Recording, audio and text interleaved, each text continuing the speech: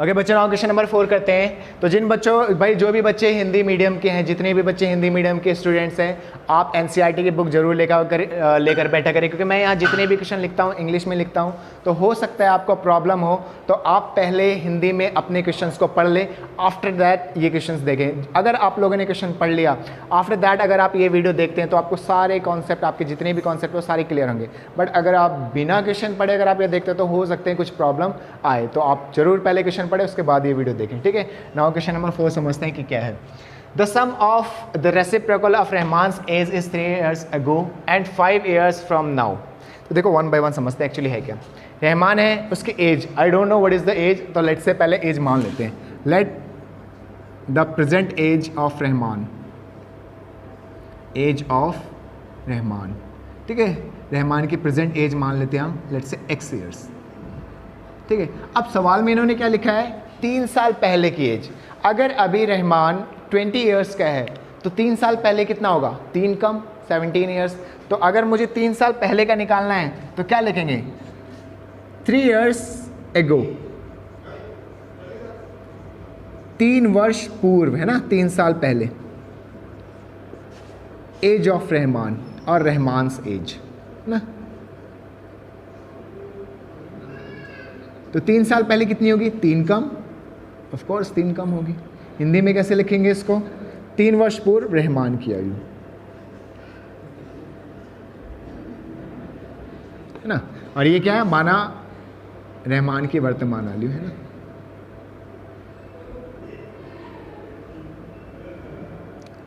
Okay done, ठीक है। तो इन्होंने 3 साल पहले की बात की थी, हमने 3 साल पहले की बात कर ली। अब इन्होंने क्वेश्चन में लिखा है 5 साल बाद, है ना, 5 साल बाद। तो 5 years फ्रॉम नाउ, 3 साल बाद उसकी एज कितनी हो जाएगी, रहमान से एज। तो भाई इसकी 3 साल बाद तो भाई एज बढ़ जाएगी, कितनी हो जाएगी, 5 ज़्यादा हो जाएगी। अगर वो अभी 20 साल का है तो 5 साल के बाद कितना हो जाएगा, 25 का 5 जुड़ जाएगा।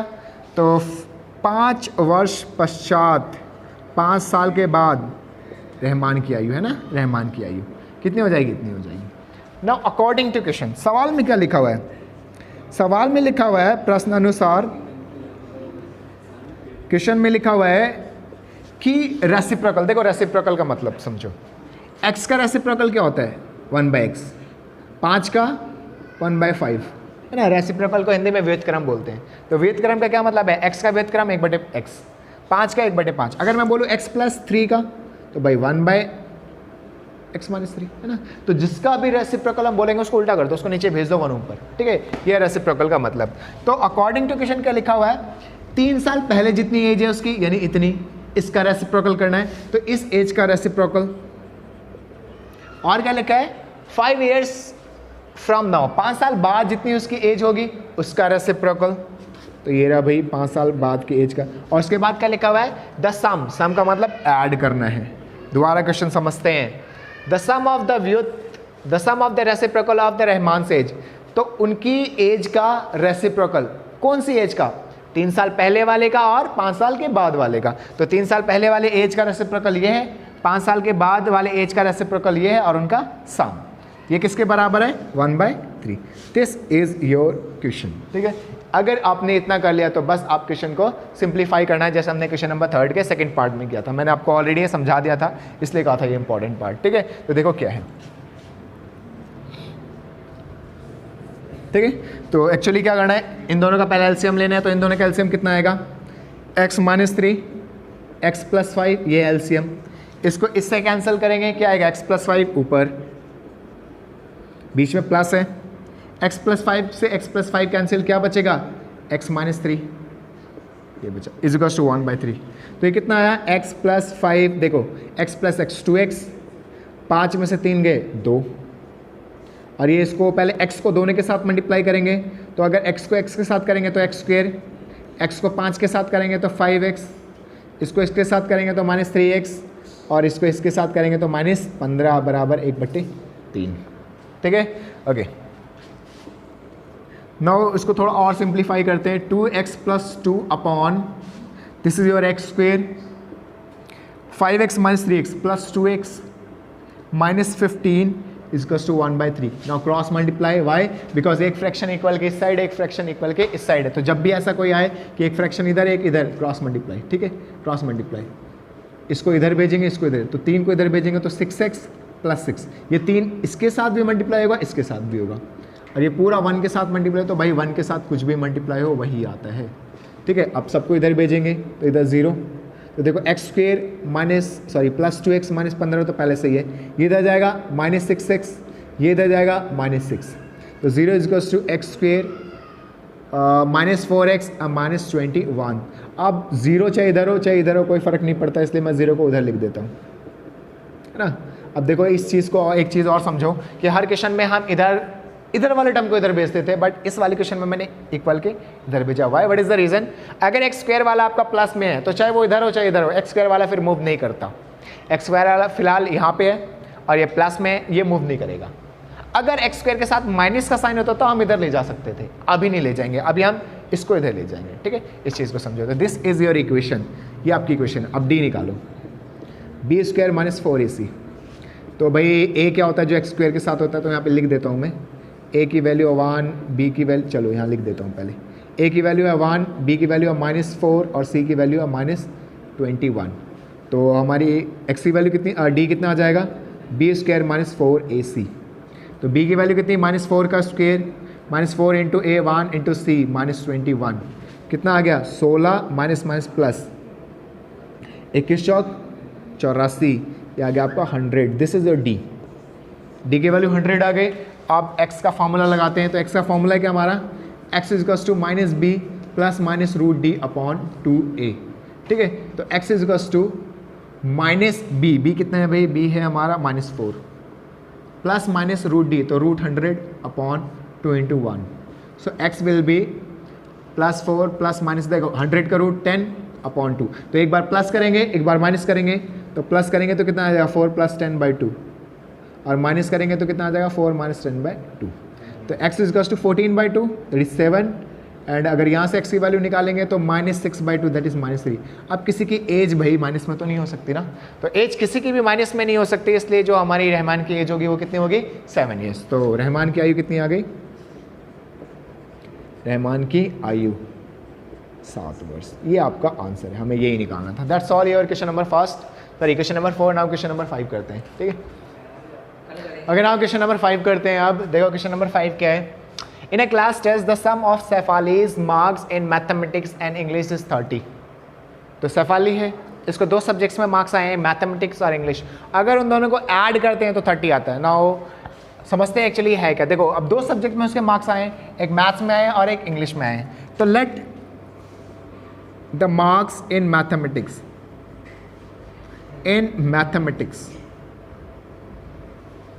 तो भाई मैथमेटिक्स में उसके मार्क्स आए हैं लेट्स से x, ओके। तो 2 सब्जेक्ट हैं यहाँ पे, देखो एक मैथ्स है एक इंग्लिश है, दोनों मिलाकर कितने आए उसके 30। अगर मैथ्स में उसके x है, इंग्लिश में तो पता नहीं कितने, तो उसके इंग्लिश में कितने आए, ये x सीधा चला जाएगा 30 - x। तो इस तरीके से हमें पता चल जाएगा कि उसके इंग्लिश में कितने मार्क्स आए। तो इंग्लिश में कितने आए 30 - x, so that the marks, ठीक है, मार्क्स इन इंग्लिश कितने आए इंग्लिश में उसके, इंग्लिश में आया 30 - x। मैंने आपको बता भी दिया ये कैसे आया, ठीक है। तो उसके 2 सब्जेक्ट्स में मार्क्स आए, ठीक है। सेफालीज मार्क्स यहाँ लिख लो भाई, सेफालीज मार्क्स, ठीक है। Shefali's marks in mathematics x और सेफालीज मार्क्स इन इंग्लिश कितना 30 - x। अब इसके 2 सब्जेक्ट्स में मार्क्स तो हमने लिख लिए x और 30 - x, ओके। अब सवाल में क्या लिखा है, Had she got 2 marks more in mathematics, अगर उसके मैथ्स में 2 ज़्यादा आते, अगर उसके गणित में 2 ज़्यादा आते और इंग्लिश में 3 कम आते, तो क्या होता, the product of their marks would have been 210। अगर उसके मैथ्स में 2 ज़्यादा आते और इंग्लिश में 3 कम आते, तो अगर उनको मल्टीप्लाई करते जो भी मार्क्स उनके आते तो कितना आएगा वो 2010। इसका मतलब समझो, देखो आप मेरी भाषा शायद समझ में ना आए, मैंने क्या समझाया अब समझ में आएगा। देखो अगर उसके मैथ्स में अकॉर्डिंग टू क्वेश्चन,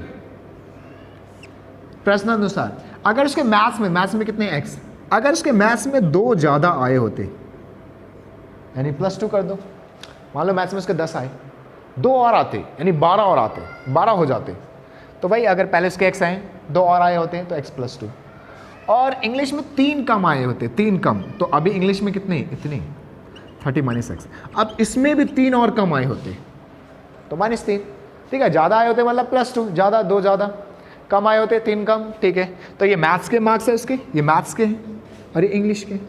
फिर क्या कहा उसने कि अगर ऐसा होता 2 मैथ्स में ज़्यादा होते या 3 इंग्लिश में कम होते, the product of their marks, product यानी गुणनफल, तो उनका गुणनफल क्या होता,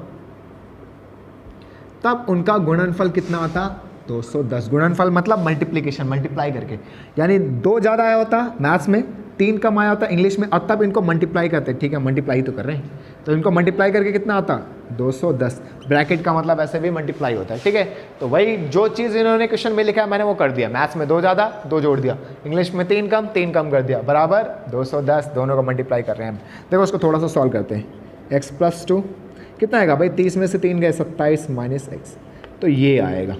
किसी को कोई प्रॉब्लम, आई होप कोई प्रॉब्लम नहीं आई होगी ना। अब हम मल्टीप्लाई करते हैं, पहले ये वाला एक्स दोनों के साथ मल्टीप्लाई होगा, ये वाला एक्स दोनों के साथ, 27 माइनस एक्स दोनों के साथ, बीच में प्लस है प्लस, इसी तरीके से ये 2 भी दोनों के साथ मल्टीप्लाई हो, तो मैंने एक एक करके दोनों के साथ लगा दिया, पहले ये वाला एक्स दोनों के साथ, फिर ये वाला 2 दोनों के साथ, ठीक है। अब देखो मल्टीप्लाई करते हैं, 27 into x 27 x multiply x square plus 27 दूनी 54 माइनस 2x बराबर 210, ठीक है। कितना आया, 27 में से 2 गए 25x माइनस एक्स स्क्वेयर, ठीक है, प्लस 54 बराबर 210। अब मैंने लास्ट क्वेश्चन में आपको एक चीज़ बताई थी कि अगर एक्स स्क्वेयर वाला माइनस में आएगा तो उसको मूव करेंगे, अगर एक्स स्क्वायर वाला प्लस में आया तो उसको मूव नहीं करेंगे। पिछले क्वेश्चन में प्लस में आया था, हमने मूव नहीं किया। इस बार एक्स स्क्वायर वाला माइनस में है, इसलिए इस पूरे टर्म को उधर ले जाना पड़ेगा। अगर एक्स स्क्वायर वाला माइनस में आ रहा है तो आप उसको मूव करो, उसको प्लस बनाओ, ठीक है। तो ये माइनस में आ रहा है, इसको हम प्लस बनाने के लिए इक्वल के इधर भेजेंगे, इसलिए हम इस पूरे को इधर भेज रहे हैं, पूरे को, क्योंकि ये माइनस में इधर ले जाएंगे तब प्लस होगा, ठीक है। तो देखो क्या होगा, अब सबको इधर ले जाएंगे तो इधर तो कुछ नहीं बचेगा, 0 बचेगा, ठीक है। और क्या होगा, देखो पहले एक्स स्क्वायर को देखते हैं, इधर जाके प्लस, फिर एक्स वाले को देखते हैं, ये इधर जाके माइनस, क्योंकि प्लस में है ना, साइन बदलता है, माइनस वाला प्लस होता है, प्लस वाला माइनस होता है। अब ये 54 है, इधर जाके -54। और भाई 210 तो अपनी जगह पर है, क्योंकि सबको कहाँ ले गए, सबको 210 की तरफ ही तो ले गए, तो 210 तो नहीं हिला, तो प्लस में ही रहेगा। तो 0 एक्स स्क्वेयर माइनस 25x। अब 210 में से 54 गए, घटा के देख लो कितना आएगा, 10 में से 4 गए 6, ये बचा 10 5 156 प्लस का 156, है ना, ये आई आपकी। अब ये 0 चाहे इधर हो कोई फ़र्क नहीं पड़ता, है ना। ये आ गई हमारी इक्वेशन, ये आ गई हमारी इक्वेशन। अब क्या करेंगे, डी निकालेंगे, फिर क्वाड्रेटिक फार्मूला लगाएंगे एंड दैट्स हमारा आंसर आ जाएगा। तो डी का फार्मूला क्या है, बी स्क्वायर माइनस 4ac। अब ए क्या है, जो एक्स स्क्वायर के साथ यानी 1, बी क्या जो एक्स के साथ यानी -25, और सी कौन सा है 156, ठीक है, ये आ गया। चलो देखते हैं, तो बी की वैल्यू कितनी है 25, -25 का वर्ग माइनस 4 इंटू 1 इंटू सी 156, तो कितना है भाई 25 का 625, गुणा करो कितना आएगा 6 24 के 4 हासिल 2 4 5 20 2 22 हासिल 2 4 कम 4 2 624, ये आ गया 1। डी की वैल्यू कितनी आ गई 1 आ गई। अब हम क्वाड्रेटिक फार्मूला लगाते हैं, चलो x equals to -b plus minus root D upon 2a, कई बार लगा लिया, अब तो याद हो गया होगा, ऑफ कोर्स याद हो गया होगा। तो x इक्वल्स टू -b की वैल्यू -25, तो एक माइनस फॉर्मूले वाला एक वैल्यू वाला -25 plus minus D yes 1 upon 2 into A B 1, तो कितना है x minus minus plus 25 plus minus 1 का रूट तो 1 ही होता है, कई बार कर चुके हैं of course. X equals to 25 plus है, एक बार प्लस करेंगे एक बार माइनस, क्योंकि यहाँ दोनों साइन है, तो 25 प्लस 1/2, एक बार माइनस करेंगे 24 माइनस 1/2, तो 26/2 13, 24 सॉरी ये 24 नहीं है 25 है, 25 माइनस 1 24/2 12, तो 2 वैल्यू है ये भाई, और दोनों प्लस के आई है, तो दोनों हो सकता है। तो अगर उसके मैथ्स में 12 आए होते या मान लो 13 आए होते, क्योंकि x क्या हमारा है जो मैथ्स में नंबर आए, ठीक है। यदि गणित में नंबर आए कितने, अगर नंबर आए 13 अगर नंबर आए 13 तो अंग्रेजी में कितने आएंगे? तो अंग्रेजी में कितने आएंगे? तब अंग्रेजी में कितने आएंगे? फॉर्मूला क्या भाई? 30 माइनस एक्स। तो 30 में से क्या घटाएंगे? एक्स। एक्स तो मैंने 13 लिया है, 13 लिया, 13 घटाएंगे 17। ठीक है, इंग्लिश वाले क्या लिखेंगे?